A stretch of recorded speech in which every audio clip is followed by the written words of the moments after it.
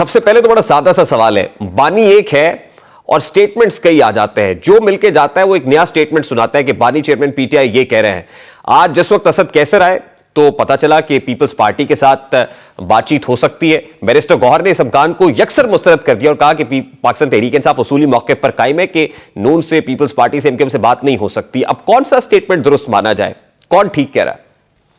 देखिए, इसमें कोई शक नहीं है, जरा कंफ्यूजन है यहाँ पे। अब उसका एक हल हो सकता है, उसमें ये हो सकता है कि मेरे ख्याल में कि अभी इंतजामिया को चाहिए कि वो इमरान खान के साथ मुलाकात, जो हमारे पॉलिटिकल लीडरशिप है पाकिस्तान तहरीक इंसाफ के साथ, उनके साथ मुलाकात की इजाजत देनी चाहिए।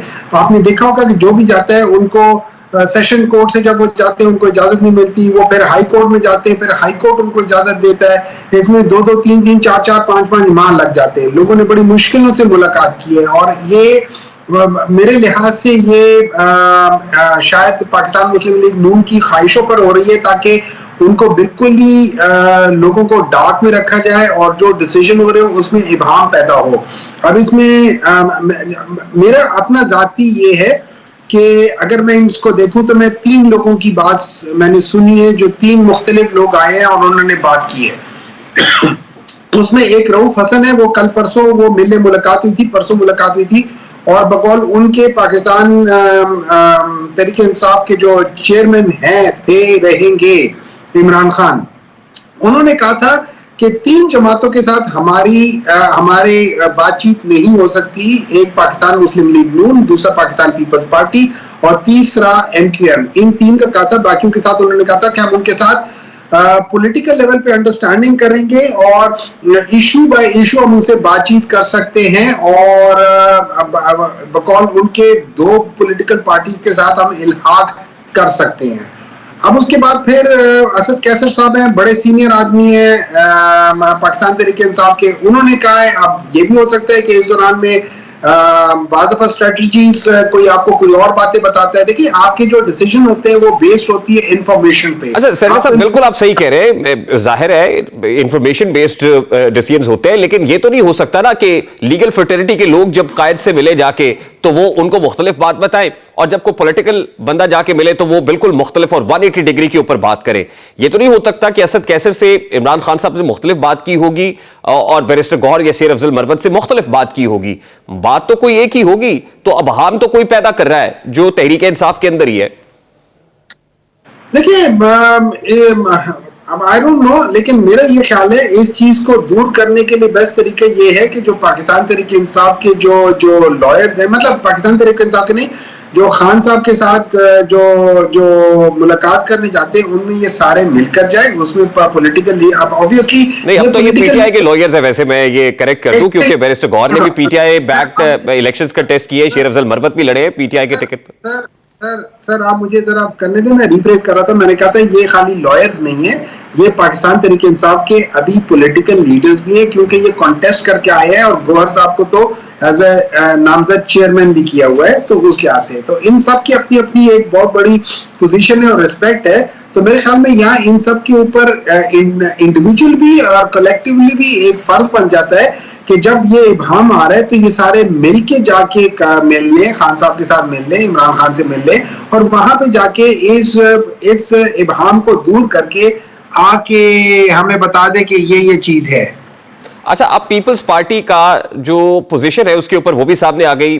फैसल करीम कुंडी ने स्टेटमेंट इशू कर दिया कि पाकिस्तान तहरीक इंसाफ अगर बातचीत करना चाहती तो हमने इस हवाले से एक 6 मेंबर कमेटी बनाई हुई है, एक वर्किंग ग्रुप है जो काम कर रहा है, और वो बिलावल साहब से भी आज मुलाकात करके आया है। तो उन्होंने तो इस पर मस्बत जवाब दिया, लेकिन फिर पीटीआई की तरफ से यह कहा गया कि ऐसी कोई बात ही नहीं हुई। तो फिर क्या आपकी दानिश में पीपल्स पार्टी के साथ कोई बातचीत होनी चाहिए when it comes to parliamentary politics? जाहिर है डेमोक्रेसी के अंदर, पॉलिटिक्स के अंदर दरवाजे तो कभी बंद नहीं किए जा सकते। देखिए, हम लोगों ने जो पार्लियामेंट्री पॉलिटिक्स है या जो इशू बाय इशू बेस्ड है, उनके ऊपर हमने कोई दरवाजे बंद नहीं किए और हम सारे डिस्कशंस करेंगे।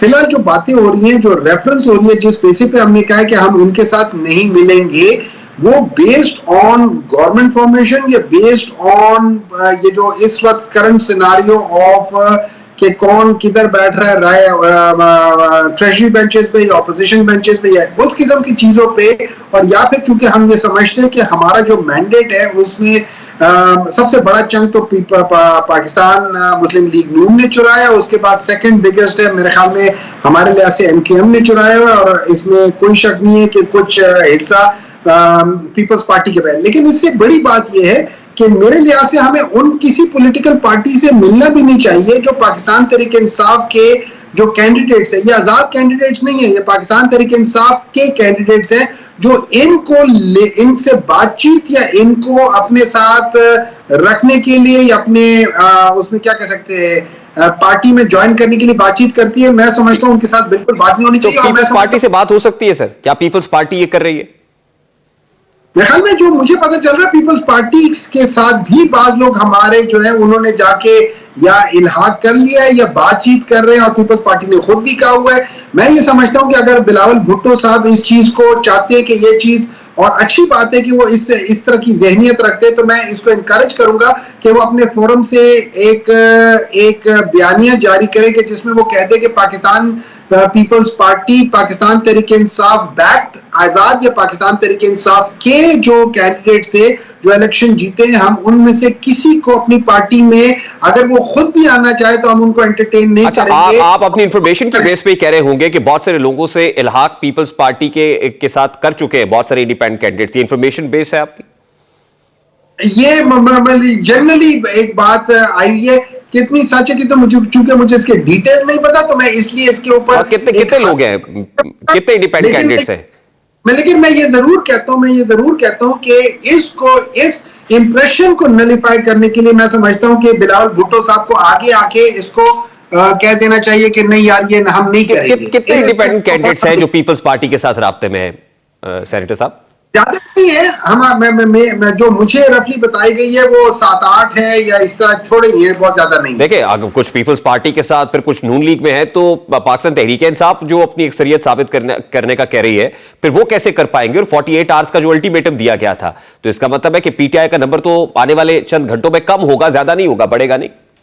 देखिए यही तो ये सारा करने यही चाह रहे हैं कि हमारे नंबर्स कम हो जाए, ये चाह ही रहे हैं कि हमारे नंबर कम हो जाए। हालांकि जैसे हमने कहा हुआ है, और बाज लोगों ने अगर आप सोशल मीडिया में बाज लोग जो कि सो कॉल्ड यूट्यूब में अपने वो वीलॉग करते हैं, उन्होंने तो 200 तक पहुंचाई है, लेकिन मेरा ये ख्याल है कि ओवरऑल हम प्रॉब्ली 160, 170, 155, 170 के दरमियान में, जो मेरा अपना अंदाजा है वो इतना है। ये अंदाजा है ना सर, ये नंबर शो करने पड़ेंगे ना, शो करने की पोजीशन में कब होंगे? वो जो सरप्राइज देने का कहा था, वो सरप्राइज कब देने की पोजीशन में होंगे आप?